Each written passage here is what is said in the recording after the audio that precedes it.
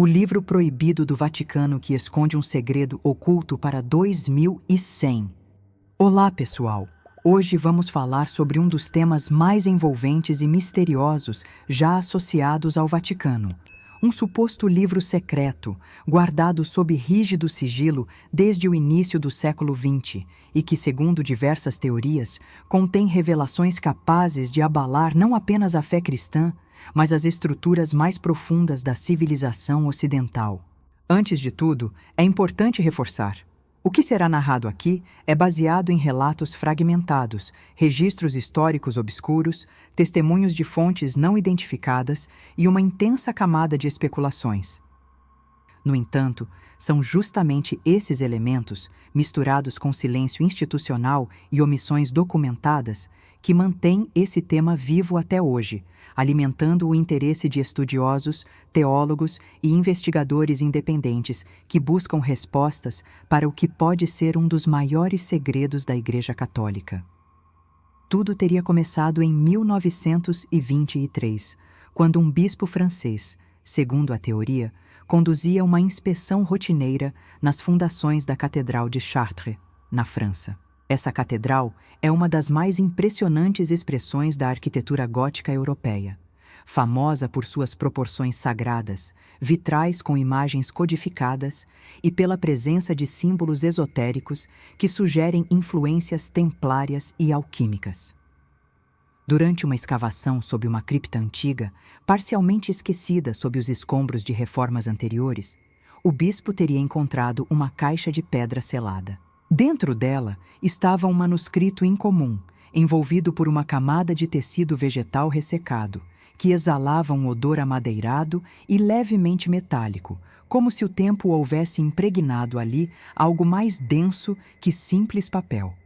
O livro, diferente de qualquer outro que o bispo já tivesse visto, não era feito de papel ou pergaminho tradicional. As páginas pareciam compostas por um tipo de couro vegetal, resistente ao toque, com uma superfície levemente translúcida e textura fibrosa.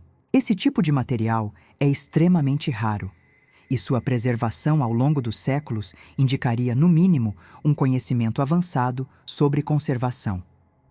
Ao folhear com cautela as primeiras páginas, o bispo percebeu algo ainda mais perturbador.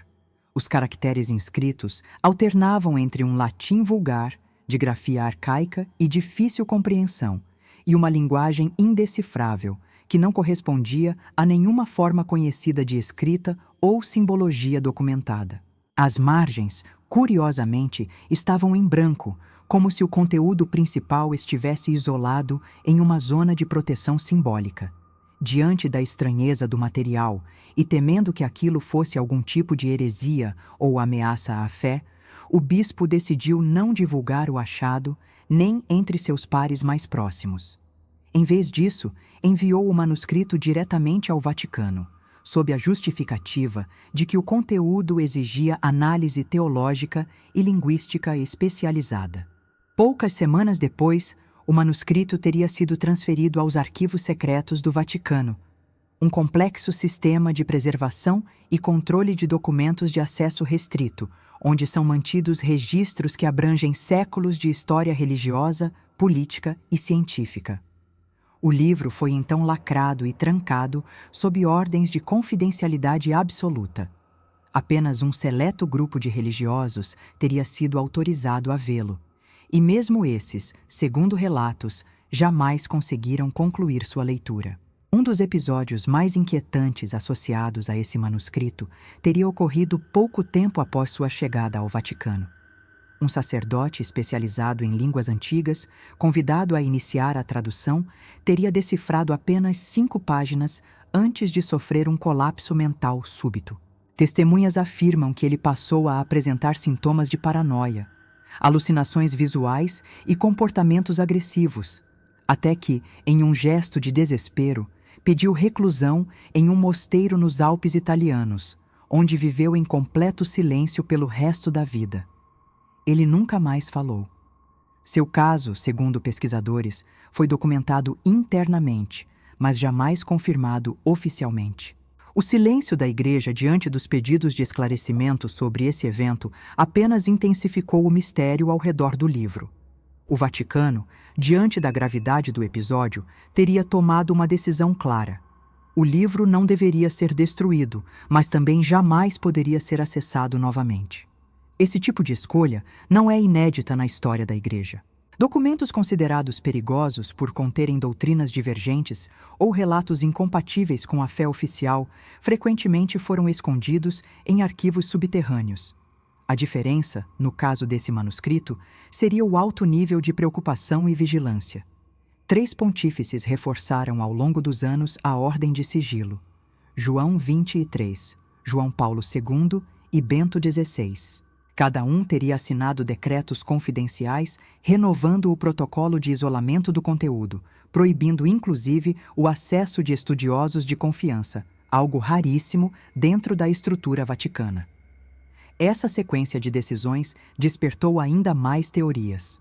Afinal, o que poderia haver de tão perturbador a ponto de levar 3 papas a reforçar pessoalmente o veto?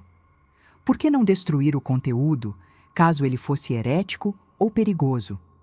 E por que registrar o protocolo de abertura apenas para o ano de 2100?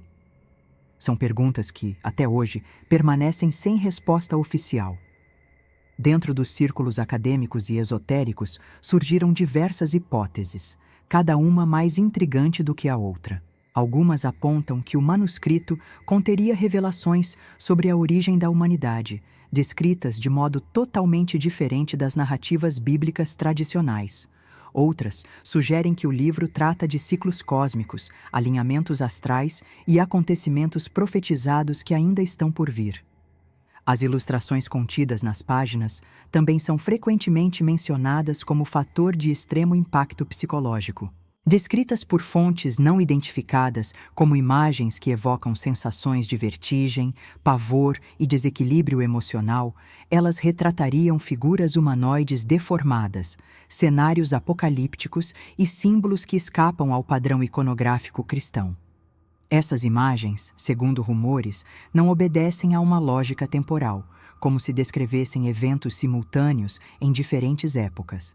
A teoria sustenta que seriam visões proféticas transcritas de forma direta, como se o autor do manuscrito estivesse sob efeito de estados alterados de consciência.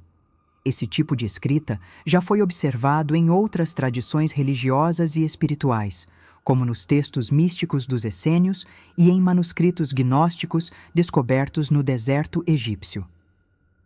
A ausência de autoria no manuscrito apenas aumenta o enigma. Nenhum nome, data ou referência direta é encontrada em suas páginas. Isso é incomum mesmo em textos heréticos ou ocultistas, que normalmente atribuem suas ideias a profetas ou mestres espirituais. A inexistência de qualquer símbolo cristão também foi vista como sinal de que o livro poderia representar uma ruptura radical com a tradição. O silêncio do Vaticano, nesse caso, não apenas protege a Igreja. Ele alimenta uma suspeita de que há algo no conteúdo que poderia colocar em xeque os fundamentos da fé. Em tempos de transformação social e questionamento religioso, manter tal segredo oculto pode ser uma forma de evitar uma crise institucional de proporções globais. Com o passar das décadas, começaram a circular rumores de que o conteúdo do livro se relaciona com conhecimentos considerados proibidos pela Igreja durante a Idade Média. Isso inclui temas como astrologia, alquimia e rituais de contato com entidades espirituais. Mas a hipótese mais alarmante, e ao mesmo tempo mais discutida, é a que liga o manuscrito às antigas tradições gnósticas, correntes de pensamento que pregavam a existência de entidades chamadas arcontes e vigilantes. Esses seres seriam responsáveis por manipular a criação humana, interferir nos destinos das civilizações e impedir o acesso pleno ao conhecimento espiritual verdadeiro, mantendo a humanidade aprisionada em um ciclo de ignorância e dominação. Outros estudiosos vão ainda mais longe, sugerindo que o manuscrito teria sido escrito por um papa em estado de transe profético. Nessa condição, ele teria registrado visões de longo alcance, incluindo nomes de líderes mundiais que, ao longo de diferentes épocas, trairiam a humanidade em favor de forças ocultas. Esses nomes estariam codificados em símbolos específicos, compreensíveis apenas por quem compartilha de um determinado tipo de conhecimento iniciático. Essa revelação, se confirmada, não apenas abalaria a confiança nas lideranças mundiais, como colocaria em dúvida a própria independência das grandes instituições globais diante de influências espirituais invisíveis. A partir desse ponto, surgem novos elementos, ainda mais complexos, que revelam até onde essa teoria pode ir. As implicações desse suposto transe profético ultrapassam o campo da fé.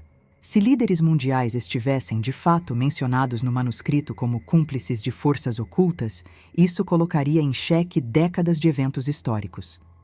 Guerras, colapsos econômicos, revoluções e até decisões políticas cruciais poderiam ser reinterpretadas sob outra ótica, como parte de um plano oculto, invisível aos olhos do público comum, mas registrado em detalhes no livro guardado pelo Vaticano.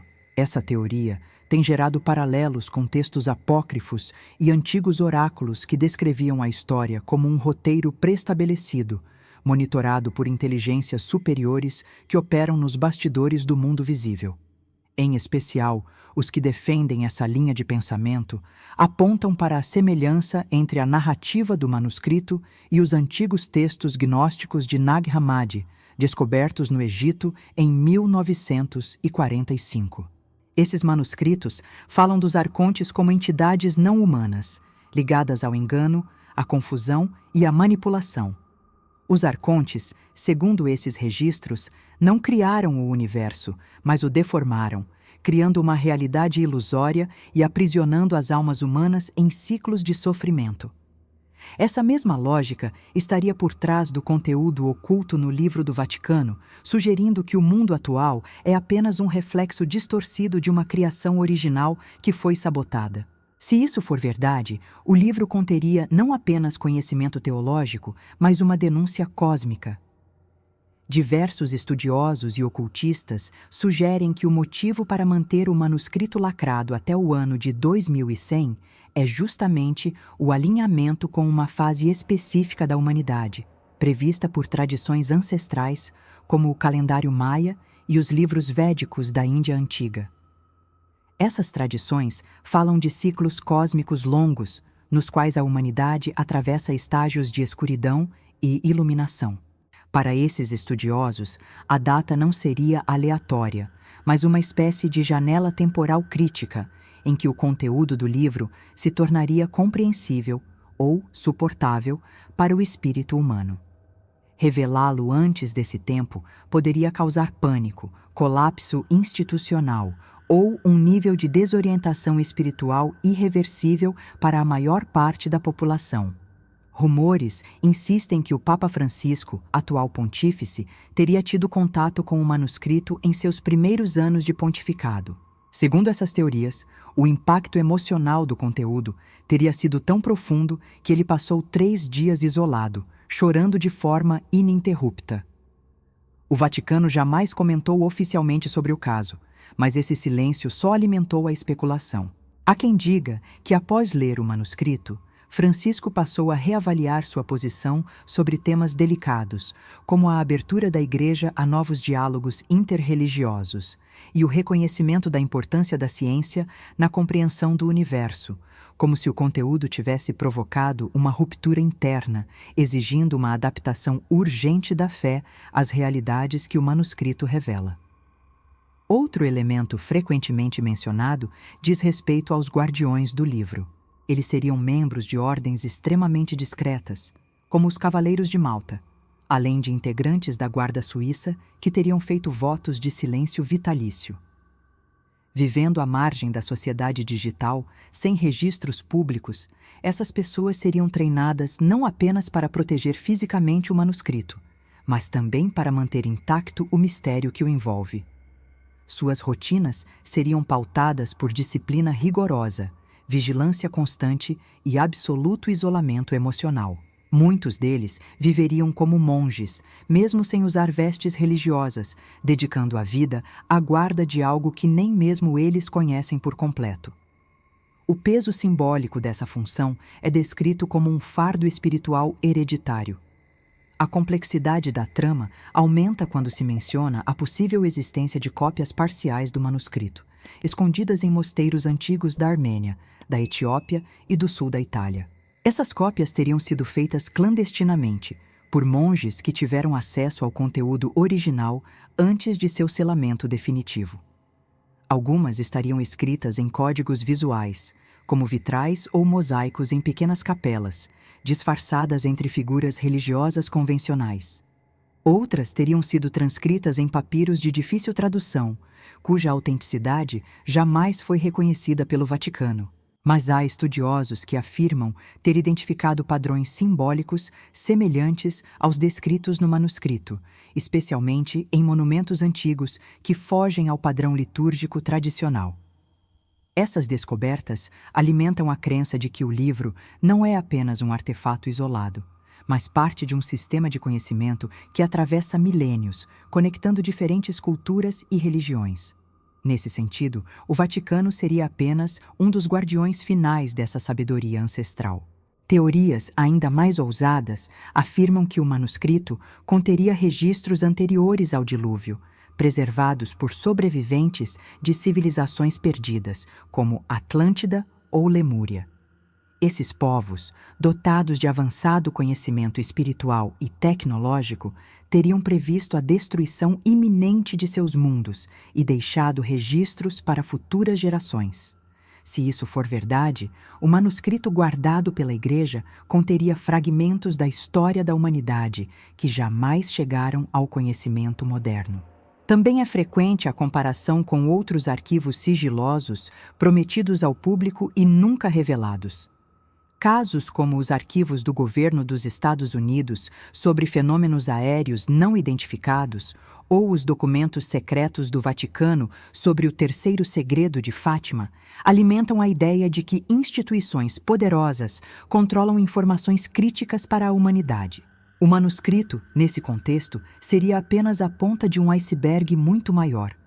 Um entre muitos segredos que permanecem ocultos sob o argumento da segurança espiritual, da estabilidade política ou da proteção do bem comum. Essa lógica reforça a percepção de que certas verdades, quando acessadas fora de tempo, podem causar mais dano do que benefício. A questão que mais intriga pesquisadores e curiosos, no entanto, permanece a mesma. Por que o ano de 2100? Algumas interpretações apontam para profecias que falam do fim de um ciclo humano, marcado por transformações radicais na consciência coletiva. Outras sugerem que há uma agenda específica em andamento, um cronograma de revelações que deve ser seguido à risca para evitar interferências. Mas há também os que acreditam que a data é simbólica, servindo apenas como um limite psicológico, imposto para manter o mistério ativo e a atenção pública sempre renovada. Até que esse momento chegue, tudo permanece no campo das possibilidades, alimentando teorias que transitam entre o místico, o teológico e o político. No fim, o que se tem é uma história envolta em silêncio, selada por medo, protegida por rituais e guardada por homens que jamais poderão falar sobre o que viram. O livro proibido do Vaticano, se realmente existir, pode conter verdades que mudariam não apenas a forma como entendemos o passado, mas o rumo que escolhemos seguir como espécie.